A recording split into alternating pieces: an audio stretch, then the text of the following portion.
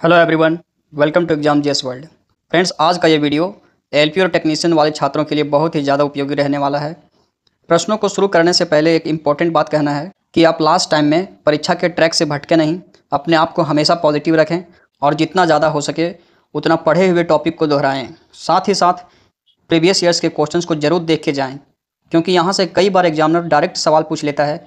इसलिए मैंने इन सवालों को कम समय में रिवीजन करने के लिए इसे ऑनलाइनर फॉर्म में लेकर आया हूँ।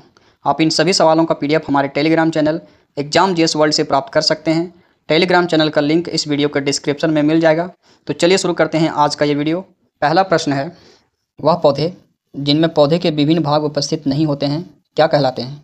तो थैलोफाइटा कहलाते हैं। मैंडलीव की आवर्त सारणी में तत्वों को उनके गुणों के डैश का आवधिक स्वभाव माना जाता है। तो मैंडलीव की आवर्त सारणी फ्रेंड्स परमाणु द्रव्यमान का आवधिक स्वभाव माना जाता है और आधुनिक आवर्त सारणी परमाणु क्रमांक के बढ़ते क्रम पर आधारित है। जब एक परिपथ में कई प्रतिरोध श्रृंखला में जुड़े होते हैं तो विद्युत धारा का मान एक समान रहता है। जब परिपथ में प्रतिरोध को श्रृंखला में जोड़ा जाता है तो विद्युत धारा का मान एक समान रहता है और विभवांतर का मान अलग अलग होता है। ठीक इसका उल्टा हो जाता है, जब प्रतिरोध को पैरेलल क्रम में जोड़ेंगे उसमें विद्युत धारा का मान अलग अलग होगा और पोटेंशियल डिफरेंट विभवांतर का मान एक समान होगा।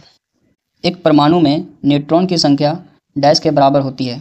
तो परमाणु में न्यूट्रॉन की संख्या द्रव्यमान संख्या माइनस परमाणुओं की संख्या के बराबर होती है। सर्च लाइट का परावर्तक कौन दर्पण होता है? तो सर्च लाइट का परावर्तक अवतल दर्पण होता है। पानी को ब्लीचिंग पाउडर में मिलाने पर कौन सी गैस निकलती है? तो पानी को ब्लीचिंग पाउडर में मिलाने पर क्लोरीन गैस निकलती है।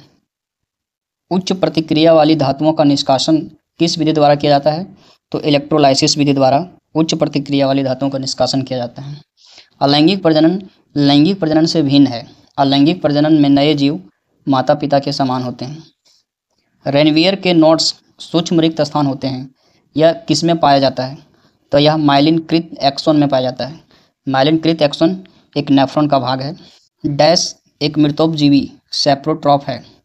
कुकुरमुत्ता जिसे मशरूम कहते हैं एक मृतोपजीवी या सैप्रोट्रॉप है। द्रव्यमान और वेग के गुणनफल को क्या कहा जाता है? तो द्रव्यमान और वेग के गुणनफल संवेग कहलाता है।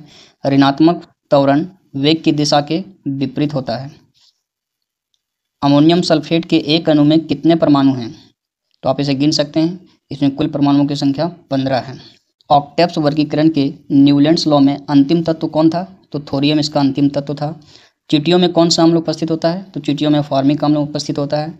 एक उत्तल दर्पण जिसकी फोकस दूरी f है को एक द्रव्य जिसका अपूर्णांक 3/4 में डुबोया जाता है तो द्रव्य में दर्पण की फोकस दूरी कितनी हो जाएगी?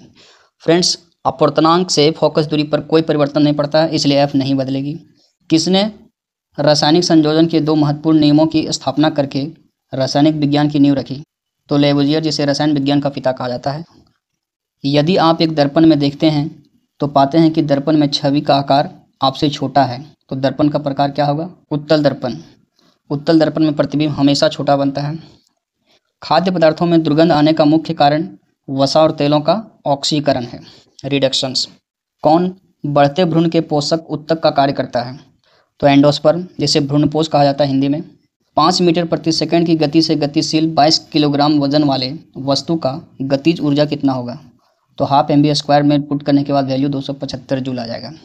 एक कंडक्टर का प्रतिरोध किसके व्युत्क्रमानुपाती होता है? तो अनुप्रस्थ भाग का क्षेत्रफल। आप जानते हैं कि रेजिस्टेंस बराबर रो L/A होता है। A के इन्वर्सली प्रोपोर्शनल रेजिस्टेंस होता है। थायरोक्सिन के संश्लेषण के लिए एक आवश्यक तत्व है। तो थायरोक्सिन के संश्लेषण के लिए आयोडीन एक आवश्यक तत्व है। यदि क्रिप्टन का परमाणु संख्या 36 है तो इसका इलेक्ट्रॉनिक विन्यास क्या होगा? तो 2 8 18 8 इसका इलेक्ट्रॉनिक विन्यास होगा। धातु अम्लों के साथ अभिक्रिया करके क्या उत्पन्न करता है? तो लवण और हाइड्रोजन गैस उत्पन्न करता है। m कक्षा में शामिल होने वाले इलेक्ट्रॉनों की अधिकतम संख्या कितनी होगी? तो KLMN, ये तीसरा कक्षा है। 2n² में आप इसे पुट कीजिएगा तो 18 इसका आंसर आएगा। स्वाद का पता लगाने के लिए अभिग्राहक को क्या कहते हैं? तो रसस्वेदी अभिग्राहक स्वाद का पता लगाने वाला अभिग्राहक है।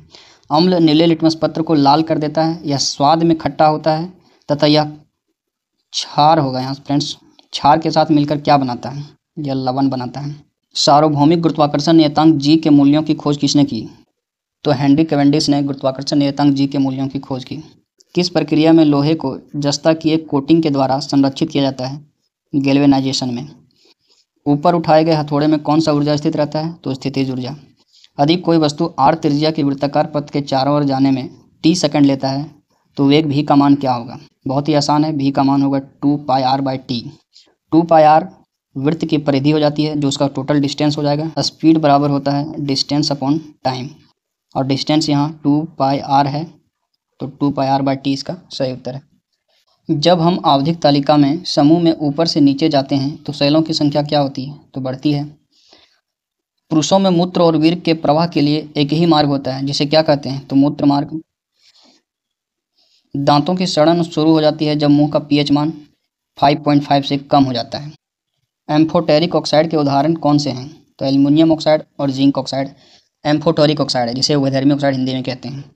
प्रारंभिक भारतीय दार्शनिक के अनुसार प्रत्येक वस्तु कितने मूल तत्वों से मिलकर बना है? तो 5 तत्वों से मिलकर बना है। वो हैं पृथ्वी, आकाश, जल, अग्नि और वायु। जब वस्तु को P और F के बीच रखा जाता है तब एक अवतल दर्पण के द्वारा बनाई गई प्रतिबिंब की स्थिति क्या होगी? तो ये दर्पण के पीछे बनेगी। एकमात्र कंडीशन है अवतल दर्पण का जहाँ पर प्रतिबिंब दर्पण के पीछे बनता है। अल्कोहल का तापमान 48 डिग्री सेल्सियस है। केल्विन पैमाने पर इसका तापमान कितना होगा? तो 273 जोड़ने से 351 केल्विन हो जाएगा। वह कोशिकाएं जो दिखने में तथा कार्य करने में एक समान होती है उसे क्या कहा जाता है? तो उत्तक कहलाता है। अपने बाएं हाथ में पेन को पकड़कर एक व्यक्ति अपना प्रतिबिंब शीशे में देखा है कि पेन दाएं हाथ में है, या किस घटना के कारण होता है? तो ये पार्श्व व्युत्क्रमण समतल दर्पण में एक कंडीशन दिखाई देता है। यदि कंडक्टर का प्रतिरोध दोगुना कर दिया जाए तो विद्युत धारा आधी हो जाती है, या किसके कारण होता है? तो ये ओम के नियम के कारण होता है। चाकू से आसानी से काटा जा सकने वाला धातु कौन सा है? तो सोडियम, पोटेशियम और लिथियम। जब प्रकाश की एक किरण सघन माध्यम से विरल माध्यम में यात्रा करती है तो यह किस दिशा में मुड़ती है? तो यह विलंब से दूर हटती है और इसका वेग बढ़ जाता है। एक विलयन का पीएच मान 3 है। जब पीएच मान बढ़कर 6 हो जाता है तो विलयन में H+ आयन की सांद्रता कितनी होगी? तो H+ आयन की सांद्रता 1000 गुना कम हो जाएगी। ओजोन के एक अणु में कितने परमाणु होते हैं? बहुत आसान सवाल है, 3 परमाणु। जब किसी संकुचित स्लंकी को छोड़ा जाता है तो स्थितिज ऊर्जा किस ऊर्जा में रूपांतरित हो जाती है? गतिज ऊर्जा में। डैश में बहुविखंडन द्वारा प्रजनन होता है, तो प्लाज्मोडियम में बहुविखंडन द्वारा प्रजनन होता है। खाद्य पदार्थों के ऑक्सीकरण को रोकने के लिए कौन सा गैस का प्रयोग किया जाता है? तो नाइट्रोजन। यह भी क्रियाशील नहीं है। साइकिल की सवारी करते समय निकलने वाली ऊर्जा होती है तो गतिज ऊर्जा, आंतरिक ऊर्जा और ऊष्मीय ऊर्जा, ये तीनों होती हैं। डैश एक परजीवी के रूप में पौधे में अपना पोषण प्राप्त करता है, तो कसकुट्टा एक परजीवी के रूप में पौधे में अपना पोषण प्राप्त करता है। डैश फूल के केंद्र में मौजूद होता है, तो अंडक फूल के केंद्र में मौजूद होता है। व्यवस्थित वस्तुओं की ओ प्रवृत्ति जो उसे स्थिर या एक समान गति से गतिशील रहने के लिए प्रवृत्त करता है क्या कहलाता है? तो जड़त्व कहलाता है, इनर्शिया। न्यूटन की गति का पहला नियम है फ्रेंड्स। ओम के नियम के अनुसार यदि करंट I बढ़ता है और विभवांतर भी स्थिर रहता है तो डैश क्या होगा? तो प्रतिरोध कम हो जाएगा। ओम का नियम कहता है कि V बराबर IR। आप देख सकते हैं कि अगर करंट बढ़ेगा तो V भी बढ़ना चाहिए, लेकिन यहाँ कहा गया है कि विभवांतर स्थिर रहता है, तो विभवांतर अगर स्थिर रखेंगे तो रेजिस्टेंस को घटाना ही पड़ेगा। ध्वनि हवा में 333 मीटर प्रति सेकंड की चाल से यात्रा करती है। इस प्रकार एक सेकंड में 333 मीटर की दूरी किसके द्वारा तय की जाती है? तो यह दूरी डिस्टर्बेंस के द्वारा तय की जाती है। हीलियम को छोड़कर सभी नोबेल गैसों के बाहरी कक्ष में कितने इलेक्ट्रॉन होते हैं? तो 8 इलेक्ट्रॉन हीलियम के अलावा जितने नोबेल गैस है सबके बाहरी कक्ष में होते हैं। फूलों वाले किस पौधे में पत्तियों के मार्जिन के दरों में कलियां पैदा होती है? तो ब्रायोफाइलम में कलियां पैदा होती हैं। रासायनिक गुणों में मेंडलीफ ने कौन से तत्वों द्वारा बनाए गए यौगिक पर ध्यान केंद्रित किया था? तो हाइड्रोजन और ऑक्सीजन के द्वारा बनाए गए यौगिक पर ध्यान केंद्रित किया था। ध्वनि का तारतम्य किस पर निर्भर करता है? तो आवृत्ति पर। कौन सा एक बॉर्डर लाइन तत्व नहीं है? तो बिस्मथ एक बॉर्डर लाइन तत्व नहीं है। इसके अलावा बहुत सारे हैं फ्रेंड्स, लेकिन ऑप्शन में आपका बिस्मथ था इसलिए मैंने लिया। बॉर्डर लाइन तत्व का मतलब है जो पीरियोडिक टेबल के टेढ़ी मेढ़ी रेखा में स्थित है, अर्थात उपधातु। उपधातु को बॉर्डर लाइन तत्व कहा गया है, जिसकी संख्या 7 है। गति का पहला समीकरण किसके बीच संबंध बताता है? तो वेग और समय के।